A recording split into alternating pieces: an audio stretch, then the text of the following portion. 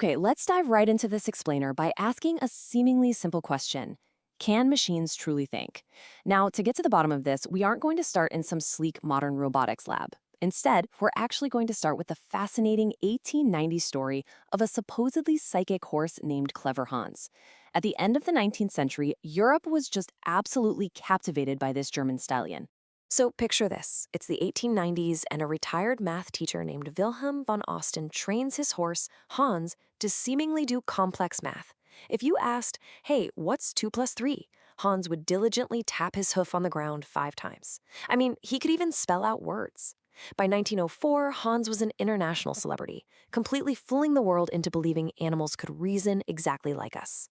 But in 1911, the illusion was totally shattered. A scientist named Oscar Pfungst led a commission that made a pretty startling discovery. The horse wasn't doing math at all. Hans was merely reading the subtle, unconscious body language and breathing patterns of his questioners. Basically, when the questioner didn't know the answer, neither did Hans. Nowadays, psychologists call this the clever Hans effect, which is the influence of an experimenter's unintentional cues on their subjects. And this conceptual trap serves as a really powerful cautionary tale for modern machine learning today. It reminds us that we can't always be completely sure what a model has actually learned. More often than not, systems might just be reflecting our own biases and cues right back at us, rather than demonstrating any actual independent intelligence. Welcome to this explainer of Kate Crawford's groundbreaking research Atlas of AI. Today, we're going to completely dismantle the myth of disembodied algorithms and glowing blue brains floating in space. Instead, we are going to look at the very gritty, physical reality of artificial intelligence. Here's our roadmap for this explainer. We've just covered the clever Hans effect. And next, we'll look at why AI is neither artificial nor intelligent.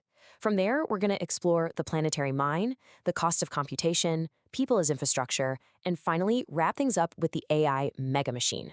Let's get into it. Part 1, the clever Hans effect and the illusion of intelligence. Moving into Part 2, neither artificial nor intelligent. Let's talk about the reality of the cloud. If you ask people on the street what AI is, they might say Siri or maybe a neural net or some algorithm making optimal decisions. But honestly, those definitions are incredibly narrow. We really need to peel back the invisible layers of modern technology to reveal Crawford's core thesis here, which is that artificial intelligence is neither artificial nor intelligent. Instead, it's profoundly embodied. It's material. It is completely dependent on the massive physical extraction of the Earth's natural resources, enormous amounts of energy, and exhaustive human labor. Ultimately, it functions as a registry of power, designed to optimize the world for the very people who control it. To truly understand how this power is framed, take a look at the 1581 Bunting Cloverleaf map. This medieval European map literally placed Jerusalem right at the center of the world. And just like medieval cartographers mapped the world to reflect their own religious and political beliefs, today's AI companies are doing the exact same thing. They're acting like modern-day cartographers, attempting to capture, map, and colonize the entire planet into their own proprietary, computationally legible formats. They essentially want to be the single dominant way of seeing the world. Part 3, the planetary mine and extracting the Earth.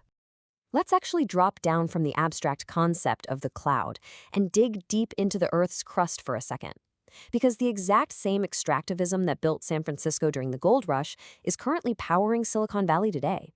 Look at the active, shimmering green lithium pools of Silver Peak, Nevada. Lithium is this gray gold that's absolutely essential for the rechargeable batteries running our smartphones, our electric cars, and our data centers. But then, just a 45-minute walk away, you have the abandoned ruins of Blair, a former gold mining ghost town that was poisoned by cyanide and completely deserted within 12 years.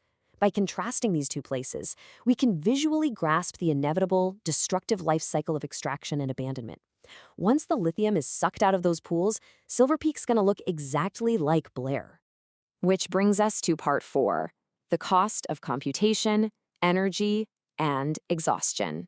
We have to confront the staggering environmental toll required to keep these planetary networks running. 660,000 pounds of CO2. Let that number sink in. Researchers at the University of Massachusetts Amherst found that this is the carbon footprint generated by training just a single natural language processing model. To put that into perspective, that's equivalent to the lifetime emissions of 5 cars, and that includes their manufacturing. The AI industry basically operates on compute maximalism, this idea that bigger is always better, just burning through massive computational cycles to achieve incremental efficiencies, totally ignoring the massive ecological cost. We really have to contrast the tech industry's pristine, clean tech marketing image with the gritty, objective reality of their resource consumption. They sell us this idea of the cloud, a metaphor that sounds so light, fluffy, and carbon-free. But the reality is massive facilities. Take the NSA's 1.2 million square foot data center in Bluffdale, Utah. That facility drains an estimated 1.7 million gallons of water every single day just to cool its servers, right in the middle of a drought-stricken region. It's wild, but consider this historical parallel, the Palaquium gutta tree. Back in the 19th century, the Victorians figured out its latex was absolutely perfect for insulating submarine telegraph cables. And what was the result? They ruthlessly harvested the jungles of Malaysia and drove the tree to near extinction just to wire up their empire. Modern AI is just continuing this long, destructive tradition of terraforming the planet for the sake of communication and capital. Part 5. People as infrastructure, or the data layer. So just as the tech industry extracts minerals from the earth, it's also constantly extracting data from our daily lives.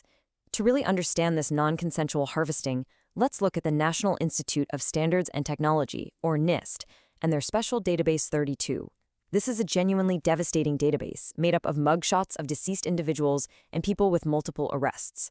For decades, NIST created biometric standards, but after 2001, their focus shifted heavily toward facial recognition for border and law enforcement surveillance. Now, we are deliberately not showing these images right now, but you need to understand what's in them. Individuals with disheveled hair, visible wounds, bruising, and black eyes. Subjects were visibly crying or in distress. And yet, these faces are stripped entirely of their human context. They are treated purely as a technical substrate, basically a free, well-lit resource to test commercial facial recognition algorithms. The engineers testing these systems aren't seeing the pain or the history of carceral injustice in these photos. This represents a chilling shift from image to infrastructure, literally reducing real human suffering to a mere benchmark for AI performance. Finally, Part 6. The AI megamachine, connecting the layers. Okay, let's pull back to view the full scope of this system, telescoping all the way out from the micro data points of human faces to the macro global infrastructure. This architectural diagram perfectly encapsulates the historian Lewis Mumford's concept of the megamachine. Mumford actually used that term to describe massive systems like the Manhattan Project, where tens of thousands of workers operated in discrete layers to build something immensely powerful. Well, AI is the modern megamachine. It's this massive structure of organized capital, toxic mineral extraction from places like Nevada and Inner Mongolia, and exploited human data, all operating simultaneously across the globe and usually completely hidden from the end user just holding their smartphone. Which leaves us with this final provocative thought. Now that we see the true cost of AI, how must we rethink our planetary politics? AI is not just a glowing, magical brain. It's an extractive industry that literally reshapes the Earth and leverages our most vulnerable data. Knowing this, we absolutely have to start connecting the dots between climate justice, labor rights, and data protection. When we understand the full scale of this megamachine, we can finally begin to demand better collective decisions about what should come next. Thanks for joining me on this explainer, and remember, always keep questioning the maps you're given.